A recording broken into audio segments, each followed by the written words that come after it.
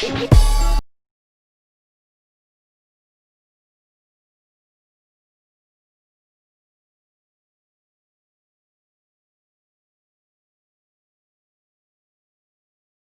आप लोग। मैं आप लोगों का ही वेट कर रहा था। मैंने सोचा जब तक आप लोग नहीं आते क्यों ना तब तक सॉन्ग्स एंजॉय कीजिए। आतिफ मेरा फेवरेट सिंगर है। विच सिंगर इज योर फेवरेट? कौन सा सिंगर आपका पसंदीदा है? कमेंट कीजिए और बताइए ताकि मुझे भी तो पता चले कि आपकी चॉइस कैसी है। जरा गौर से सुनिए मैंने अभी क्या कहा। मैंने कहा कौन सा सिंगर आपका फेवरेट है, जिसके लिए मैंने इंग्लिश में कहा विच सिंगर इज योर फेवरेट। हम डेली लाइफ में बहुत से इस तरह के एडजेक्टिव यूज करते हैं सवाल पूछने के लिए। For example which, what, whose वगैरह वगैरह। तो आज के इस लेक्चर में हम डिटेल में डिस्कस करेंगे कि आखिर वो कौन से क्वेश्चनिंग वर्ड्स हैं जिनको हम एज एन एडजेक्टिव यूज कर सकते हैं अपनी डेली लाइफ में। तो चलिए स्टार्ट करते हैं।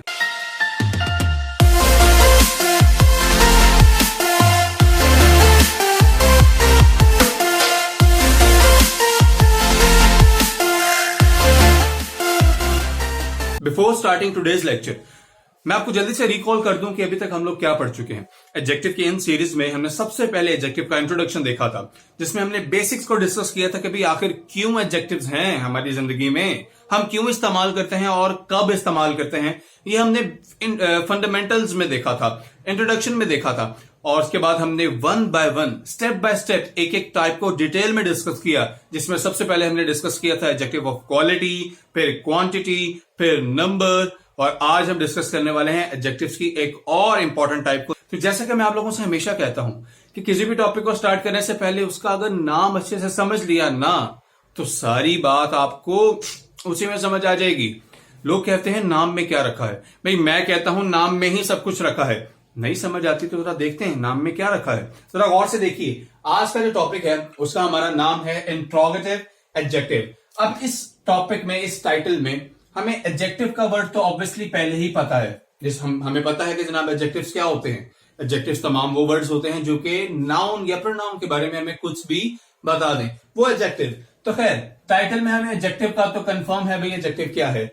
इंट्रोगेटिव का वर्ड हमारे लिए एक नया होगा शायद। अगर इसका मतलब समझ में आ जाए तो बात समझ में आने वाली है। तो इंट्रोगेटिव का वर्ड निकला है इंट्रोगेट से, और इंट्रोगेट का मतलब क्या होता है? इंट्रोगेट का मतलब होता है तफ्शीश करना, पूछना, टू आस्क समथिंग, कुछ भी सवाल पूछना, किसी भी चीज के बारे में पूछना। तो पूछने के लिए हम इंग्लिश में वर्ड यूज करते हैं इंट्रोगेट। अगर इंट्रोगेट का मतलब हुआ पूछना, सवाल पूछना, तो इंट्रोगेटिव एडजेक्टिव्स क्या हुए? ऑब्वियसली इंट्रोगेटिव एडजेक्टिव्स तमाम वो एडजेक्टिव्स हुए जो कि क्वेश्चंस पूछने के लिए, सवाल पूछने के लिए इस्तेमाल हो। डेफिनेशन डिस्कस करते हैं, बात ज्यादा क्लियर हो जाएगी। तो डेफिनेशन है द एडजेक्टिव्स, यानी कि वो एडजेक्टिव्स दैट आर यूज्ड, जो इस्तेमाल किए जाते हैं टू आस्क क्वेश्चंस, भाई सवाल पूछने के लिए। तमाम वो एडजेक्टिव्स जो सवाल पूछने के लिए इस्तेमाल हो, वो तमाम एडजेक्टिव्स कौन से हैं? वो तमाम एडजेक्टिव्स इंट्रोगेटिव एडजेक्टिव्स होते हैं, क्योंकि वो सवाल पूछ रहे होते हैं। एग्जांपल्स की तरफ चलते हैं तो बात ज्यादा क्लियर हो जाएगी। तो फर्स्ट एग्जांपल है हुज बुक इज दिस, ये किताब किसकी है? जरा गौर से देखिए इस सेंटेंस में अगर मैं आपसे पूछूं कि बुक का वर्ड क्या है, ऑब्वियसली बुक एक नाउन है। अगर आपको नाउन के बारे में नहीं पता तो आई रिक्वेस्ट यू पहले नाउन वाला लेक्चर लाजमी देख लीजिए। All you have to do is सिर्फ इस आई बटन पे क्लिक कीजिए और आपके सामने नाउन का लेक्चर आ जाएगा, जिसमें मैंने नाउन विद टाइप्स डिटेल में डिस्कस कर रखा है। खैर वापस आते हैं अपने एग्जांपल पे। हुज बुक इज दिस, ये किताब किसकी है? अगेन बुक हमारा यहां पर क्या है? ऑब्वियसली एक नाउन है। तो मैं आपसे पूछूं यहां पर हुज का वर्ड किसके लिए इस्तेमाल हुआ है? ऑब्वियसली यहां पर बुक के लिए इस्तेमाल हुआ। तो ये हमें पहले ही पता है कि तमाम वो अल्फाज जो नाउन के लिए इस्तेमाल हो उन्हें हम क्या कहते हैं? उन्हें हम एडजेक्टिव कहते हैं। तो एक बात तो क्लियर हो गई कि भाई हुज हमारा यहां पर एक एडजेक्टिव है। लेकिन एडजेक्टिव कहने से जान नहीं छोड़ूंगा मैं आज। क्यों नहीं छोड़ूंगा? क्योंकि भाई टाइप्स पढ़ रहे हैं हम, आगे भी तो बढ़ना है ना जिंदगी में, डिटेल में डिस्कस करनी है चीजें। तो हुज बुक, किसकी किताब? तो हुज हमारा यहां पर एडजेक्टिव तो हो गया, ये हमें क्लियर हो गया। लेकिन अगर मैं आपसे पूछूं कि यहां पर हुज कौन सा एडजेक्टिव है, तो ये कैसे पता चलेगा? ऑब्वियसली काम से पता चलेगा, फंक्शन से पता चलेगा कि भाई ये एडजेक्टिव काम क्या कर रहा है यहां पर। तो ऑब्वियसली हुज बुक, किसकी किताब, तो इस हुज के वर्ड ने यानी कि किसकी के वर्ड ने क्या किया, हमसे सवाल पूछा, क्वेश्चन पूछा। तो ऑब्वियसली अभी हम डिस्कस कर चुके हैं कि तमाम वो एडजेक्टिव्स जो सवाल पूछने के लिए इस्तेमाल हो जाएं वो इंट्रोगेटिव एडजेक्टिव्स। तो यहां पर भी हुज बुक, यहां पर हुज हमारा एक इंट्रोगेटिव एडजेक्टिव हुआ। क्यों? क्योंकि भाई सवाल पूछा है ना इसने, किसकी किताब। नेक्स्ट एग्जांपल पर चलते हैं। विच पेन डू यू यूज, अगर मैं आपसे पूछूं कि विच पेन डू यू यूज, कौन सा पेन आप इस्तेमाल करते हैं, तो अगेन इस सेंटेंस में भी पेन हमारा क्या है, ऑब्वियसली एक नाउन है। तो विच का वर्ड भी यहां पर किसके लिए इस्तेमाल हुआ, बिल्कुल पेन के लिए इस्तेमाल हुआ, और पेन एक नाउन है। तो तमाम वो वर्ड्स जो नाउन के लिए इस्तेमाल हो जाएं वो एडजेक्टिव। अगेन यहां पर भी एक बात तो हमें बिल्कुल क्लियर हो गई कि विच हमारा यहां पर एक एडजेक्टिव है, लेकिन काम भी तो देखना है भाई कौन सा एडजेक्टिव। तो क्या काम किया इसने, विच पेन, कौन सा पेन। तो यहां पर कौन से के वर्ड ने, विच के वर्ड ने क्या काम किया, सवाल पूछा है, क्वेश्चन किया है। तो ऑब्वियसली ये एडजेक्टिव भी हमारा कौन सा हुआ, इंट्रोगेटिव एडजेक्टिव। थर्ड एग्जांपल देखिए, what food have you never eaten, कौन सा खाना आपने कभी नहीं खाया है। अगेन इस सेंटेंस में भी फूड हमारा क्या हुआ, नाउन हुआ। वर्ड का वर्ड किसके लिए इस्तेमाल हुआ, वर्ड का वर्ड हमारा फूड के लिए इस्तेमाल हुआ है, बिल्कुल ठीक। तो तमाम वो अल्फाज जो नाउन के लिए इस्तेमाल हो जाए वो एडजेक्टिव ही होते हैं ना। क्लियर हो गया, एक बात तो क्लियर हो गई कि भाई बट यहां पर हमारा एक एडजेक्टिव है। कौन सा एडजेक्टिव, बिल्कुल सही, इंट्रोगेटिव एडजेक्टिव। क्यों? क्योंकि यहां पर वर्ड के एडजेक्टिव ने सवाल पूछा है, क्वेश्चन किया है, भाई इंट्रोगेट किया है, भाई कौन सा खाना। तो वर्ड भी हमारा यहां पर एक इंट्रोगेटिव एडजेक्टिव हुआ।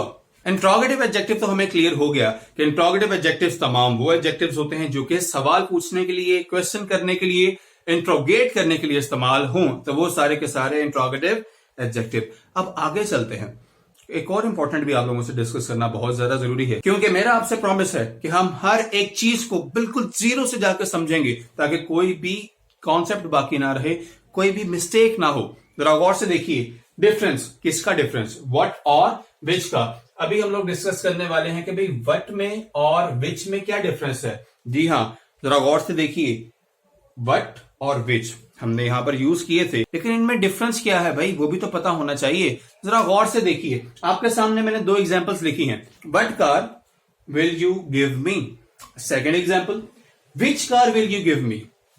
कंफ्यूजन हुई, मुझे भी हुई थी, लेकिन अब आपको नहीं होगी। क्या डिफरेंस है इसको जरा डिटेल में समझते हैं। जरा गौर से देखिए, what car will you give me और which car will you give me, ये दोनों सेंटेंसेस देखने में सेम लगते हैं, देखने में एक जैसे ही हैं, लेकिन इनमें डिफरेंस है, और वो क्या है अभी डिस्कस करते हैं। व्हाट हम इस्तेमाल करते हैं जब हमारी जो ऑप्शंस हैं, ऑप्शंस मतलब चीजें हैं, जिन भी चीजों के बारे में, वो कोई भी नाउन हो सकता है या प्रोनाउन, जिसके बारे में भी बात कर रहे हैं वो अननोन हो, वो हमें ना पता हो कि भाई किसके बारे में बात हो रही है।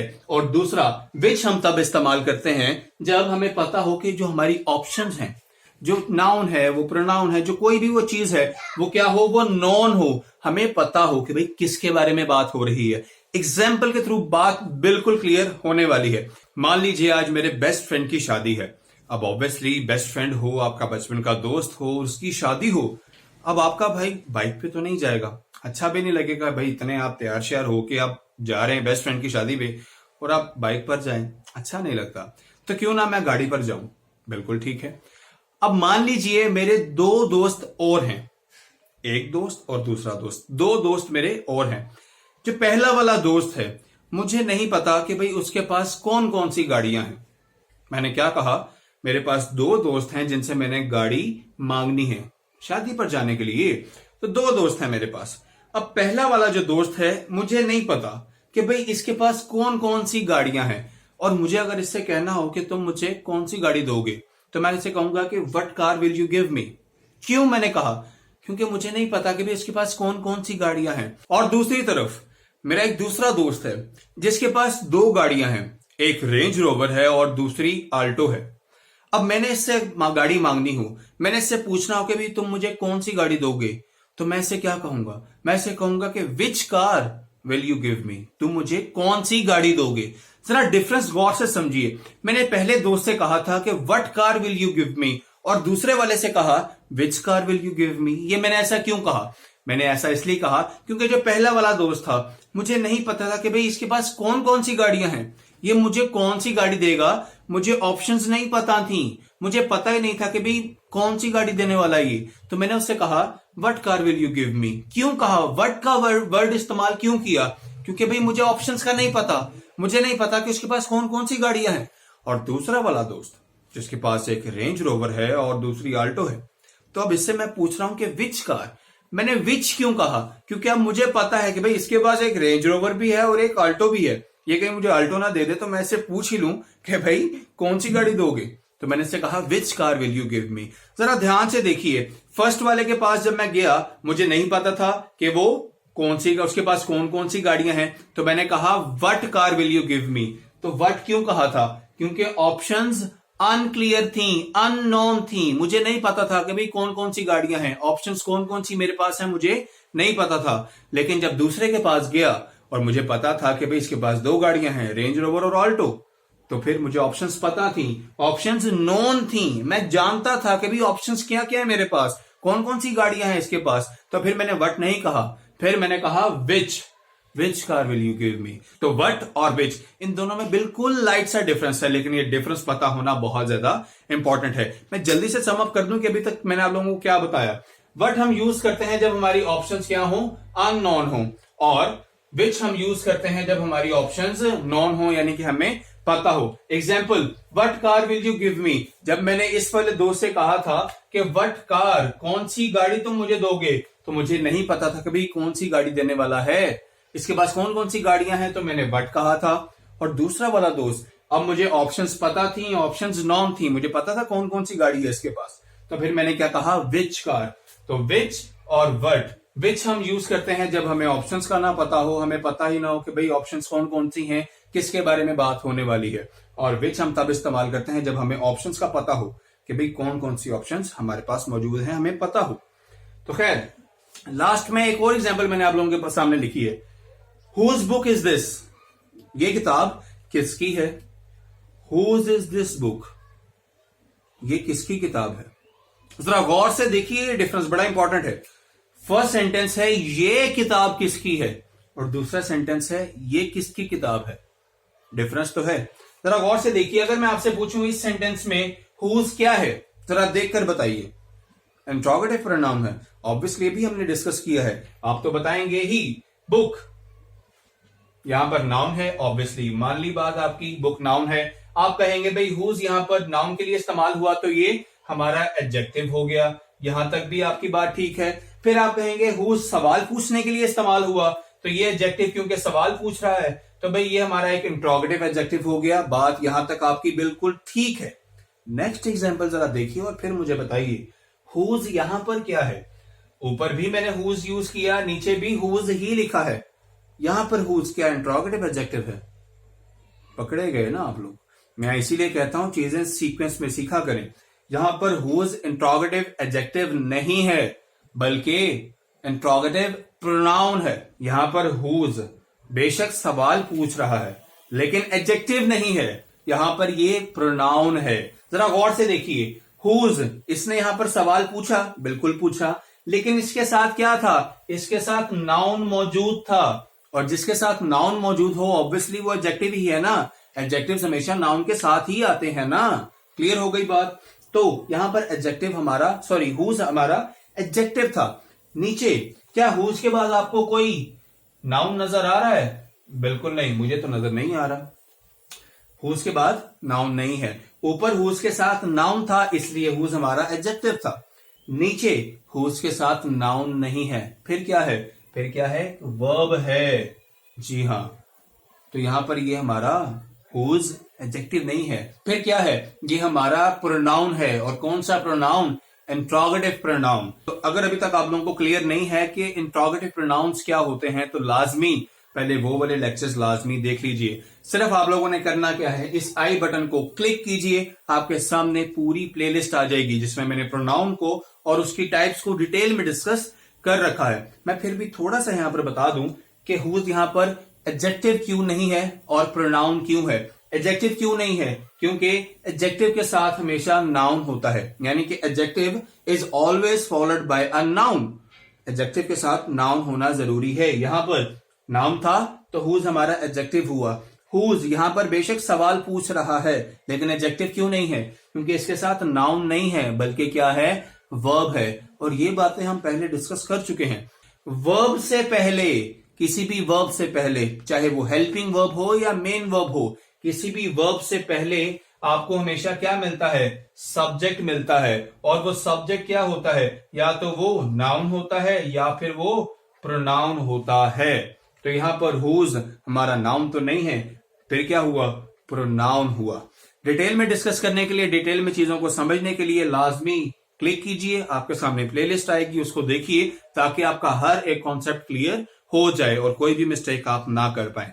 आई होप आज का लेक्चर आप लोगों को डिटेल में क्लियर हो चुका हो। अगर फिर भी कोई क्वेश्चन है, कोई टेंशन है, कोई परेशानी है, तो लाजमी मुझसे डिस्कस कीजिए, मुझसे पूछिए बाय कमेंट, ताकि मैं आप लोगों के हर एक क्वेश्चन का आंसर कर सकूं और आप हर चीज डिटेल में समझ सकें। मिलते हैं नेक्स्ट लेक्चर में, तब तक के लिए थैंक यू, शुक्रिया।